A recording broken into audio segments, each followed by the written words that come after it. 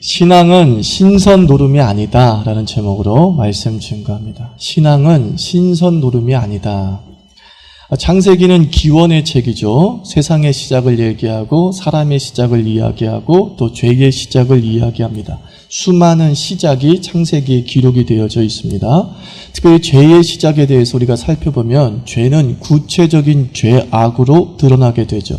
아담이 불순종하게 됩니다. 그러면서 책임 전가라고 하는 구체적인 악으로 우리가 나타나는 것을 발견했어요. 또 그의 아들 가인은 죄가 역사에서 그 죄가 살인이라고 하는, 미움이라고 하는 구체적인 죄악으로 드러나는 모습을 보게 됩니다. 그러니까 죄는 가지수를 늘려가는 거죠. 죄는 가지수를 늘려갑니다. 본질적인 죄가 해결되지 않고서는 우리가 이 죄악이라는 아수라장을 벗어날 수 없게 됩니다. 하지만 우리가 희망을 갖는 것은 무엇입니까? 죄를 다루시는 하나님이죠. 죄를 다루시는 하나님. 죄가 아무리 아름다운 창조를 파괴하고 무효화시키려고 해도 하나님의 이 창조 보존의 의지를 무너뜨릴 수 없다. 이것을 우리가 아담의 범죄와 가인의 범죄를 다루시는 하나님의 모습에서 발견할 수 있다라고 말씀을 드렸어요. 창조는 사단은 끊임없이 보시기에 심히 아름다운 이 창조가 얼마나 더러운가를 드러내게 해서 하나님으로 하여금 포기하게 만들고 하나님으로 하여금 이 세상을 던져버리게 만들려고 하지만 하나님은 자기가 만드신 심히 아름다운 이 창조 세계를 결코 그 죄에 빼앗기지 아니하고 여전히 보존하시려고 하고 여전히 심히 아름답게 회복하시려고 하는 그 하나님의 은혜를 우리가 발견한다라고 말씀을 드렸어요. 은혜는 뭡니까? 은혜는 여러 가지 해석이 가능하지만 창조와 죄의 관계를 통해서 바라보는 은혜는 뭐냐? 하나님의 창조 보존 섭리, 그게 은혜예요. 하나님은 이 창조를 어떤 방식으로 보존합니까? 은혜라는 방식으로 이 창조를 보존하신다는 거예요. 하나님은 이 보시기에 심히 아름다운 이 창조 세계를 어떻게 다루십니까? 은혜라는 방식으로 다루신다는 거예요. 너희들의 반응으로 다스리는 것이 아니에요. 이 세상은 너희들이 어떻게 반응하느냐에 따라서 보시기에 심히 좋기도 하고 보기에 심히 악할 수 있다. 우리의 반응과 우리의 책임에 이 창조 세계를 맡기시지 않았다는 거예요. 아담이 불순종했음에도 불구하고 가인이 살인죄를 저질렀음에도 불구하고 창조는 여전히 보시기에 심히 아름답습니다. 왜 그렇습니까? 하나님의 의지로 다스리기 때문입니다. 나의 반응과 나의 책임에 맡기시지 아니하고 당신의 의지로 다스리죠. 하나님의 의지가 무엇입니까? 나는 너희를 사랑한다 이거예요. 하나님의 의지는 나는 너희를 사랑한다. 나는 이 창조 세계를 사랑한다. 그러므로 죄에 불구하고 허물에도 불구하고 나는 너를 다시 살릴 것이다. 이게 은혜죠. 하나님의 사랑의 의지가 가득 담긴 하나님의 창조 섭리가 뭐예요? 은혜예요. 은혜. 그 은혜 속에는 하나님의 사랑이 듬뿍 담겨져 있어요. 내가 받을 수 없는, 자격 없는 죄인인데도 무조건 나에게 선물을 주시는 은혜를 베푸시는 이유가 뭐예요? 하나님이 나를 사랑하신대요. 이 창조 세계를 사랑하신대요. 이 피조물을 사랑하신대요. 그 사랑이 지금까지 우리를 있게 한 줄 믿습니다. 그러면서 우리가 가나안의 범죄를 살펴봐야죠. 가인의 범죄 이후의 삶도 마찬가지로 그 하나님의 은혜의 의지 때문에 가능했다는 것 아닙니까? 가인은 그 살인의 대가로 정령 죽어야 하지만 하나님은 조금 그 형을 낮추셔서 가인의 삶을 유리하는 삶이 될 것이라고 말씀했어요. 그래서 가인이 놋 땅에 거했다라고 합니다. 이 놋 땅의 뜻이, 놋이란 뜻이 방랑하다, 유리하다 그런 뜻입니다. 즉 가인이 방랑하는 삶을 상징적으로 그 지명의 이름으로 드러내고 있는 거죠. 그런데 어느 날 가인이 정착하게 됩니다. 그래서 그 정착한 땅에 성을 세우고 자기 아들의 이름을 따서 에녹이라고 불렀어요. 에녹. 분명히 가인이 정착한 곳이 방랑이라는 뜻의 놋 땅이다라고 말하죠. 그 무슨 뜻이에요? 가인의 몸은 정착했지만 영혼은 여전히 방랑 중임을 시사하고 있는 거죠. 내가 지금 여기 거하고 있지만 그의 심적 상태는 매우 불안하다는 겁니다. 하나님의 안식에 거하지 못한 가인의 모습을 보고 있는 거죠. 내 집이 있어요. 내 사업이 있어요.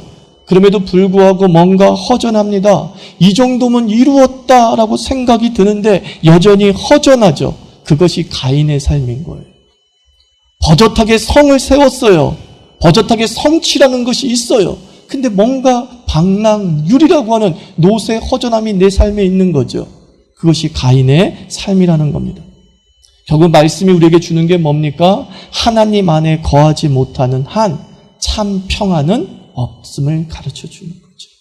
노시라고 하는 곳에 에녹이라는 성을 지었지만, 화려한 자기의 안식처를 세웠지만 참 안식이 그곳에 없었다는 겁니다. 여러분은 정말 하나님이 나의 참 평안임을 고백하십니까? 하나님을 만나면 정말 마음이 평안하십니까? 우리가 이 가인의 유리하는 삶을 끊는 방법은 성을 세우는 게 아니에요. 성취하는 게 아니에요.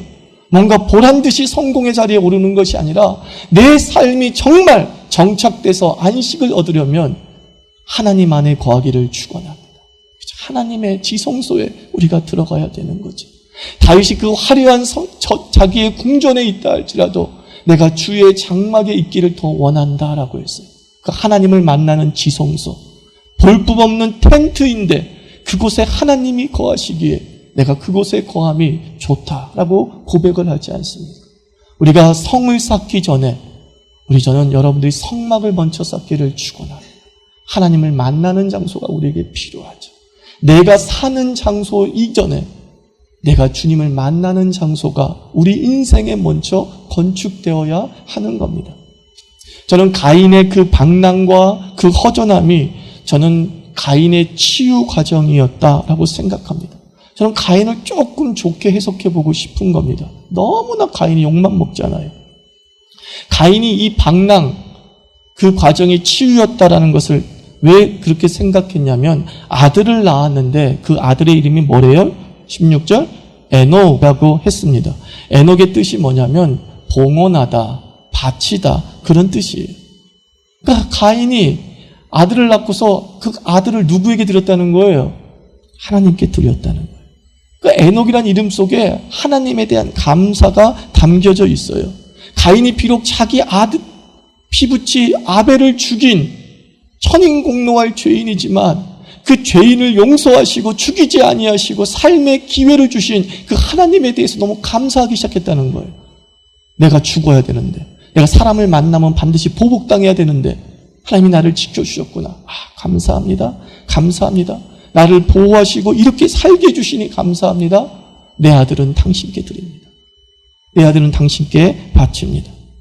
그러니까 우리는 가인을 영원한 죄인, 괴수로 봐서는 안 될 것이죠. 그가 범죄했지만 일말의 양심 그리고 은혜를 깨달은 것이 분명합니다. 그가 살아있을 동안에 후손들의 이름을 봅시다. 보통 고손자 그리고 막 4대까지는 살았었잖아요. 오래 900살까지 살고 800살까지 살다 보니까. 그래서 손자를 낳았는데 손자의 뜻이 뭐예요? 이름이 뭐예요? 이랏이라고 해요. 이랏은 무슨 뜻이에요? 도망자, 도피자. 아직까지도 자기가 어떤 존재인지를 가인이 잊지 않고 있었다는 거죠. 그다음에 증손자를 낳았는데 무후야에 뭐예요? 하나님이 나를 치셨다는 뜻이에요. 자기가 지금 형벌 중에 있고 자기가 지금 이 유리하는 삶을 받으면 마땅하다 이렇게 고백하고 있는 거예요. 그리고 또 고손자를 낳았는데 무드사엘 그랬어요. 무슨 뜻이에요? 하나님의 사람이다 그런 뜻이에요. 신앙이 담겨져 있죠. 자신의 인생의 반추가 이 이름에 자신들의 후손들의 이름에 담겨져 있어요.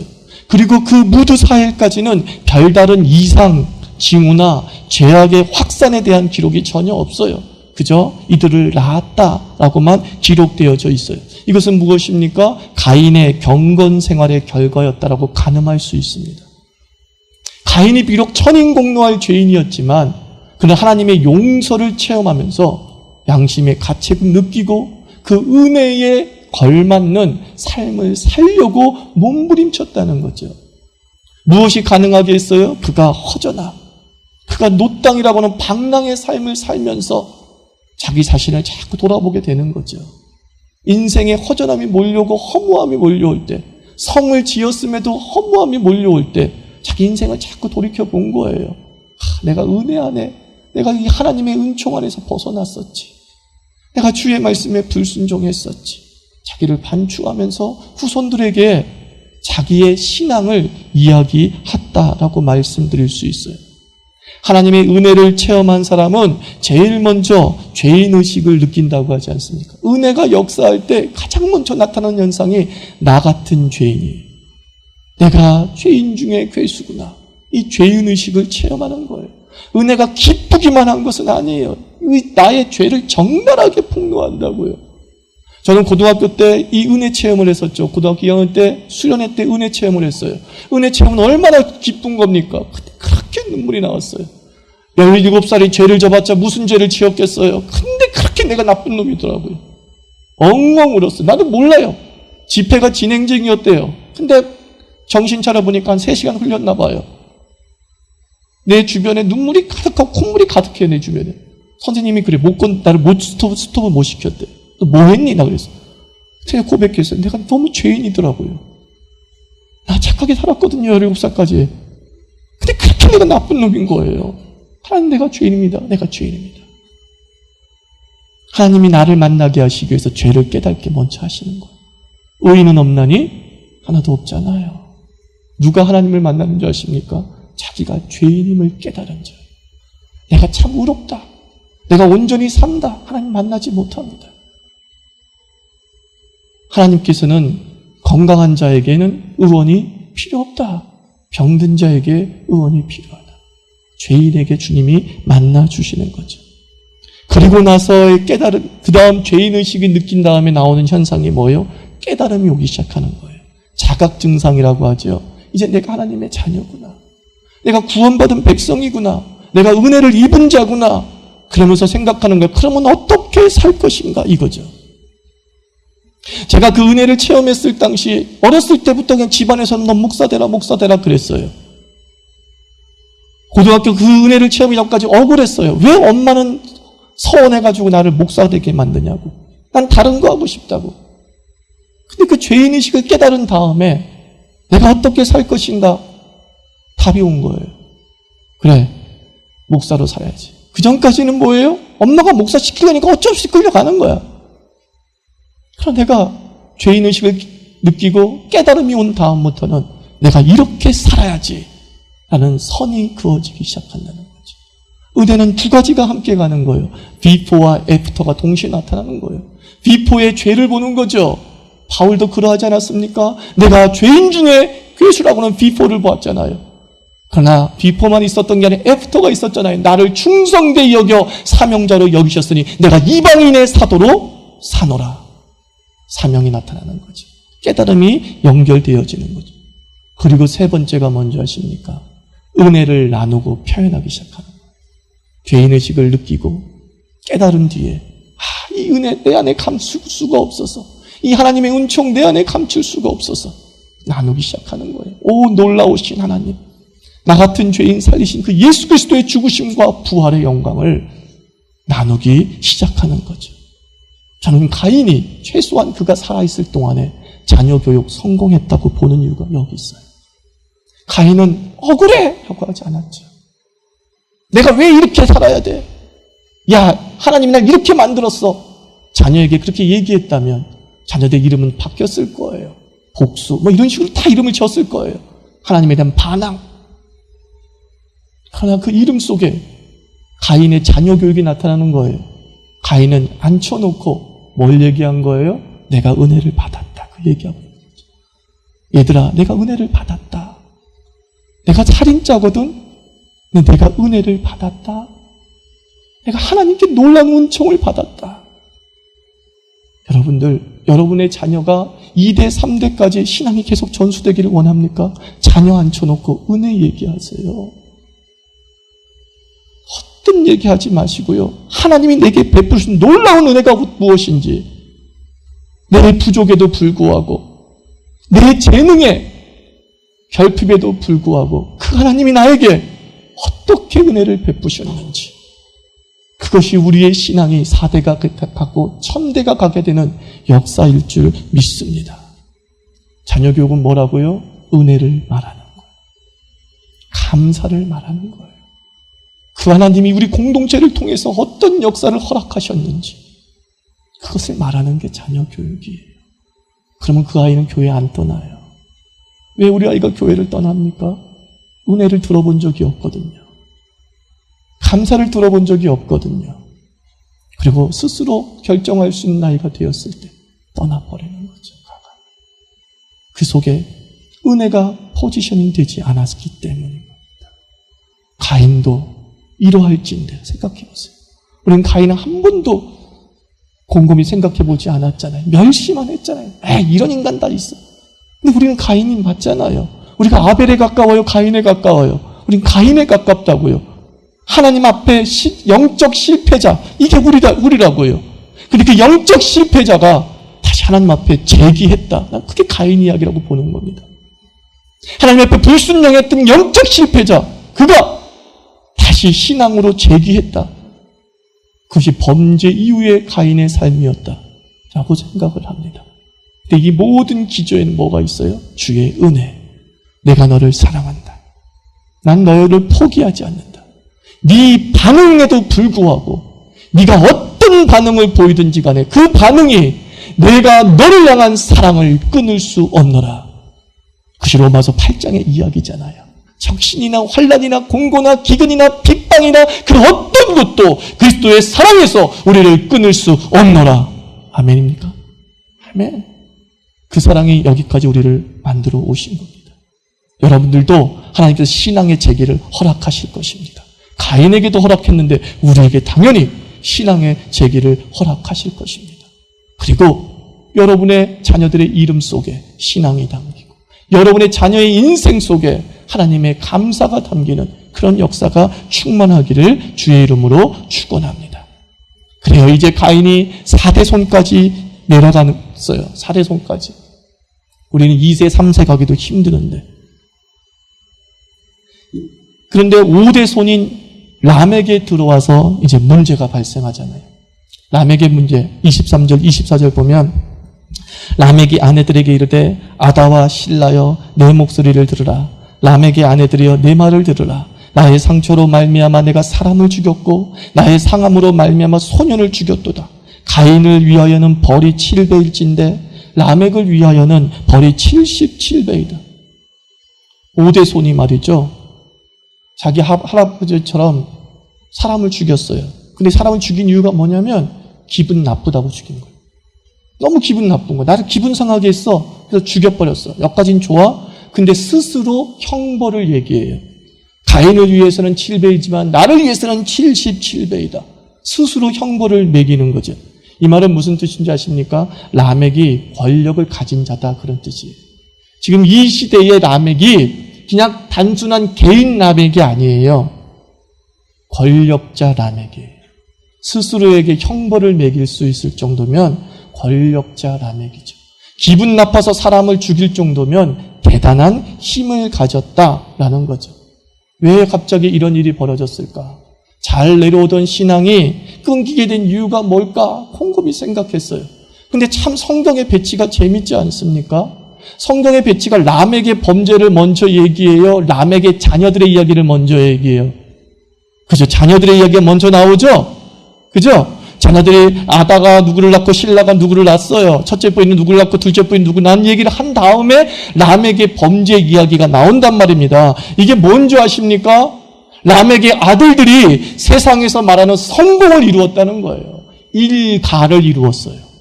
일가를. 20절 보세요. 아다는 야발을 낳았으니 그는 장막에 거주하며 가축을 치는 자의 조상이 되었다. 뭐예요? 목축업자가 되었다는 거죠. 21절 보십시오. 그의 아우 이름은 유발이니 그는 수금과 퉁소를 잡는 모든 자의 조상이 때 예술가, 버클리 음대 원장 이런 사람이 나온 거예요. 22절 신라는 두바가이를 낳았으니 그는 구리와 쇠로 여러 가지 기술을 만든 자요 포스코 회장. 이러면서 나왔다는 거예요. 승승장구예요. 가인의 4대손 이후부터 승승장구예요. 그러면서 뭘 잊은 거예요? 은혜를 잊기 시작했다는 겁니다. 손대는 것마다 잘 됩니다. 근데 마치 내 능력으로 된 것인 양 착각하기 시작한 것입니다. 그리고 모든 교육의 초점이 뭐에 맞춰 있어요? 내 아들아 성공하라, 여기 맞춰 있던 거예요. 그리고 마침내 일가를 이뤘던 그 라멕이 할아버지가 물려준 성에서 점점 세력이 커지면서 자기 아들을 보란듯이 양육할 수 있는 능력이 생겨서 또 보란듯이 성공시켰단 말이에요. 그게 다 누구 탓이야? 내 탓이 되는 거예요. 야, 내 덕분이야. 내 덕분이야. 자녀에게 신앙교육 시키지 않아요. 자녀에게 초점이 뭐예요? 너 포스코 회장 돼. 너 최고가 돼. 이것이 그들의 삶의 교육이 돼버리고 말았다라는 거죠. 그러면서 은혜를 잊어버리고 더 커지려는 욕심이 라멕 일가에 동원되기 시작합니다.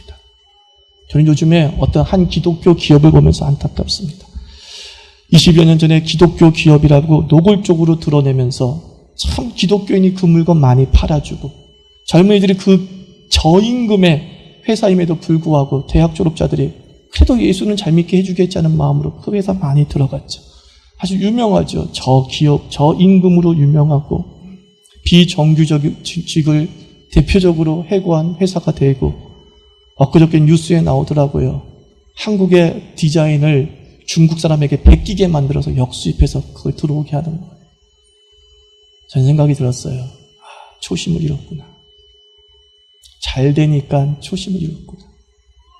라멕처럼 되는 모습을 저는 잃게 되는 거예요. 라멕처럼 되는 모습. 그래도 초창기는 하나님에 대한 성경적 기업 윤리가 있었다라고 난 조금 믿습니다. 근데 막 커지니까 보란듯이 되니까 착각하기 시작하는 것이죠. 그리고 뭐예요? 욕심은 끝없이 더 많은 것을 얻고 하자 하거든요. 불법도 서슴지 않고 편법도 서슴지 않게 돼요. 은혜가 그의 삶을 지배하는 것이 아니라 욕심이 그 기업을 지배하기 시작했구나. 그 생각이 드는 거예요. 저들이 더 이상 하나님의 은혜를 나누지 않고 이윤을 나누고 있구나.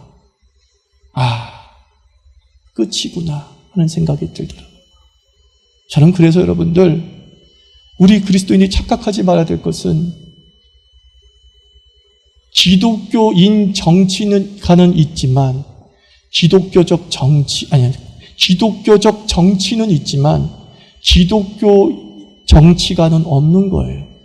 무슨 뜻인지 아십니까? 예수 믿는다고 정치를 말씀대로 하지 않는다, 그런 뜻이에요. 다른 생각을 가지고 살아가는 불신자들도 더 많아요.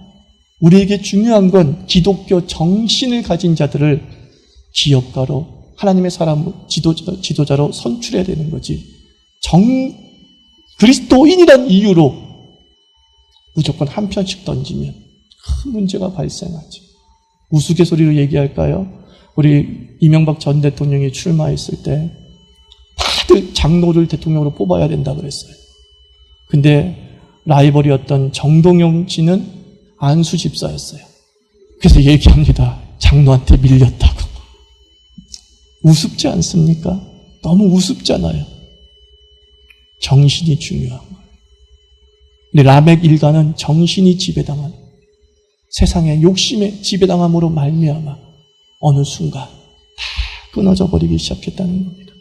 성을 쌓고 우리만의 행복에 취할 때 슬그머니 죄가 마음을 지배해서 우리를 다스리기 시작하는 것이죠. 아마 이쯤 됐을 땐 가인이 죽었을 거예요. 더 이상 계승되는 신앙이 없어지기 시작했음을 보게 됩니다. 사랑하는 성도 여러분, 여러분의 자녀가 세상에 난 성공하기를 축원합니다. 그런데 하나님의 은혜임을 계속 강조해 주시기 바랍니다. 네가 좋은 학원 다녀서, 네가 아빠, 부모 잘 만나서 네가 이렇게 공부하는 거, 그런 얘기하지 마세요. 아무리 학비를 대주고 학원비를 대주었다 할지라도 자녀에게 말하세요. 하나님이 너를 도우셨다. 하나님이 너에게 베푸셨다. 그 은혜를 잊지 않게 해야 되는 거예요. 그래야 세상에서 최고가 돼도 겸손히 하나님께 영광을 돌리는 그리스도인이 될 줄 믿습니다. 여러분, 이런 문명을 창달했던 가문이 가인의 가문이죠. 이런 문명하는 불순종이 아닙니다. 사실은 사명 감당이죠. 반면에 아담의 적통은 어떤가 살펴봅시다. 우리가 이 부분은 제가 긍정적으로 몇 번이나 설교한 적이 있습니다. 아담의 계보에 대해서, 셋의 계보에 대해서. 그런데 오늘은 조금 부정적으로 살펴보려고 합니다. 가인은 오늘 긍정적으로 살펴봤고, 이제 셋은, 아벨 대신 준 셋은 좀 부정적으로 살펴보려고 하는 이유가 있습니다. 이들도 가인의 자손보다는 길게 신앙이 전수됐지만 6장에 들어와서 끝내 죄와 쾌락에 물든 가문임을 보이게 되는 거죠. 인간이 다 죄 속에 있음을 보여주는 겁니다. 그런데 이 셋의 가문이 무엇을 잃어버렸냐면 문화, 문명의 주도권을 빼앗겼어요. 하나님 말씀합니다. 생육하고 번성하고 땅에 충만하라. 이것을 켈빈주의에서는 문화명령이다라고 합니다. 그래서 하나님께서 이 창조를 우리에게 주신 다음에 그 창조 세계를 발전시키고 그리고 더 아름답게 꾸미기를 원하셨다는 거죠. 그래서 문화명령 또는 문명의 명령을 우리가 받았음을 부인할 수 없습니다. 근데 이들이 왜 이렇게 문화, 문명의 명령을, 주도권을 빼앗겼을까? 저는 허무주의에서 그것을 찾아요. 허무주의. 이들이 너무 오랫동안 자기 상처에 매몰되었기 때문이 아닐까 싶은 거죠. 가인이 죽인 아벨 대신에 하나님께서 셋을 주셨어요. 셋? 그런데 이제는 그 셋이라는 이름에 더 이상의 아담의 기대를 읽을 수 없어요. 이제 셋은 무슨 뜻인지 아세요? 낳았다 이거예요. 그냥 낳네 이거죠. 이렇게 읽어야 돼요. 낳네. 가인이 아담의 첫 번째 아들 가인을 얻었을 때 뭐라고 했어요? 내가 드디어 얻었다. 하나님의 약속의 자를 얻었다. 기대가 충만했잖아요. 근데 어느 순간 아벨이 죽고 그런 폐륜이 벌어지면서 기대감이 완전히 사라지죠. 셋, 죽었네? 아니, 낳았네? 그리고 또 아들을 낳았어요? 에노스라고 그랬어요. 에노스는 뭐예요? 사람이라고 그랬죠. 근데 사람은 어떤 사람이냐? 죽는 사람, 이런 뜻이에요. 에휴, 너도 죽는다, 이거예요. 너도 이제 죽게 되는 거야. 그게 사람이야? 희망이 없고 소망이 없는 이름일 수 있다는 거죠. 하나님의 섭리를 가장 잘 표현한 이름이기도 하지만 어찌 보면 아담의 가문에 심적으로 가라앉은 그 분위기를 엿볼 수 있다는 겁니다. 하나님에 대한 기대를 여전히 담고 있어야 되는데 그 동족상잔의 비극이 벌어지면서 기대감이 사라진 좀 냉소주의자, 그것이 이 가문의 분위기를 주도하고 있었다는 거죠. 주님밖에 없어요. 얼마나 좋은 신앙 고백입니까? 근데 세상의 환멸로 인한 도피, 은둔의 성격으로 주님밖에 없어라고 고백하는 것은 매우 위험하다는 것이죠. 너무나 많은 상처를 받아가지고 더 이상 그 인간하고 상종하고 싶지 않고 그 사회와 상종하고 싶지 않아서 주님밖에 없어요. 매우 위험한 고백일 수 있습니다. 교회는 세상에 강한 그리스도인을 배출해야 된다라고 말합니다. 여러분, 세상에 강한 그리스도인은 두 가지 의미예요. 첫 번째 의미가 뭡니까? 죄에 강한 그리스도인을 배출해야 됩니다. 세상이 우리를 물들게 합니다. 세상이 하나님의 뜻을 거스르게 합니다. 그 세상의 오염과 세상의 유혹에 강한 그리스도인을 배출해야겠죠. 말씀에 붙잡힌 바 되어 그 말씀에 순종하는 자녀를 배출해야 되겠죠. 그게 세상에 강한 그리스도인의 첫 번째 의미이죠. 두 번째 의미는 무엇입니까? 사명에 강한 그리스도인이에요. 하나님은 창조의 보존과 잠재력을 우리에게 주셨다고요. 하나님은 함께 다스리기를 원하시는 겁니다. 이렇게 맥 빠진 상태로 도피하는 마음으로 하나님께 나오는 것이 아니라 하나님이 창조하신 세상에 하나님과 함께 나가서 그 창조를 보존하고 다스리기를 원하신다는 겁니다. 우리에게 그런 사명이 있어요. 주밖에 없습니다. 맞습니다. 나를 도울 자 주밖에 없습니다. 맞습니다. 근데 그것이 세상을 등지는 신앙 고백이라고 한다면 매우 위험하다는 겁니다. 그 세상의 주도권을 다 빼앗기고 마는 것이지. 신앙의 자녀일수록 부탁을 드립니다. 의욕을 가지시기 바랍니다. 때로 나에게 상처를 주는 일이 벌어집니다. 아벨이 죽는 비극 같은 일이 우리 삶에 주어집니다. 우리는 우울할 수 있습니다. 하지만 우울에 오래 머물지 않기를 주의 이름으로 부탁을 드립니다. 저는요, 제 입술에 하나님의 말씀이 담겨져 있고 하나님의 의도가 담겨져 있다고 항상 생각을 해요. 그래서 저는요, 내 입술로 하나님을 대신해서 항상 나에게 말해요. 아빠는 왜 이렇게 혼자 쭝얼쭝얼거려? 그럴 때가 있어, 제 아들딸이. 전 내 입술에 하나님의 의도가 담겨 있다고 생각하고 나에게 이렇게 얘기해요. 너 천우나, 내가 함께 있다. 너 천우나, 함께 일어나자. 너 천우나, 자 해보자. 너 천우나, 내가 도와줄게. 내가 얘기하는 게 아니에요. 하나님이 나에게 얘기한다고 저는 믿습니다. 그래서 저는 입술로 나를 격려해요. 나를 격려해요. 내 입술에 하나님의 의도가 담겨져 있다. 믿습니까? 다윗이 그러하지 않았습니까? 다윗이 도망자의 신세를 당할 때 블레셋 사람의 침공을 받아 모든 가족들을 납치되었고 모든 집이 폐허가 되었습니다. 그때 사람들이 다윗의 리더십에 대해서 항의를 하고 다윗의 리더십을 깎아내리고 다윗을 죽이려고 했어요. 그때 다윗의 상황을 이렇게 얘기합니다. 다윗이 크게 궁급하여, 너무 어려운 단어로 번역했는데 영어는 뭐예요? 디스프레스에서. 다윗이 스트레스 받아서 그래요. 그 다음에 얘기해요. 하나님이 다윗을 격려하셔서, 근데 영어 성경은 이렇게 얘기합니다. 다윗이 스스로 자기에게 말하되, 너 다윗아 일어나라. 다윗이 스스로 자기에게 말했대요. 셀프 컨트롤 한 거예요. 자기 격려한 거예요. 사랑하는 성도 여러분, 다시 묻습니다. 여러분의 입술에 하나님의 의도가 담긴 줄 믿습니까?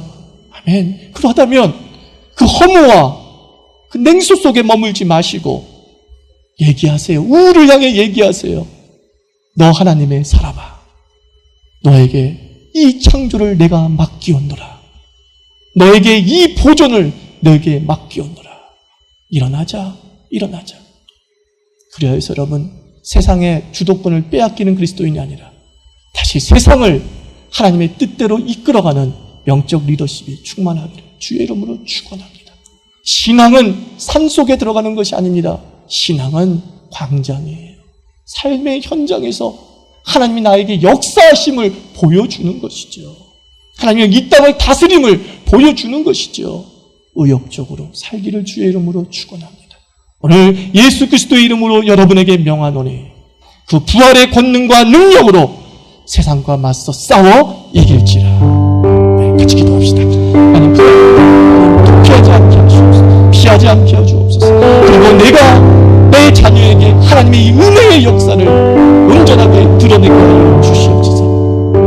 내 자녀들도 삶의 의욕을 가지고 세상에서 힘차게 살아서 주의 문화 명령을, 주님의 문명 명령을 달성하는 그리스도인들을 주시옵소서. 예, 기도하겠습니다.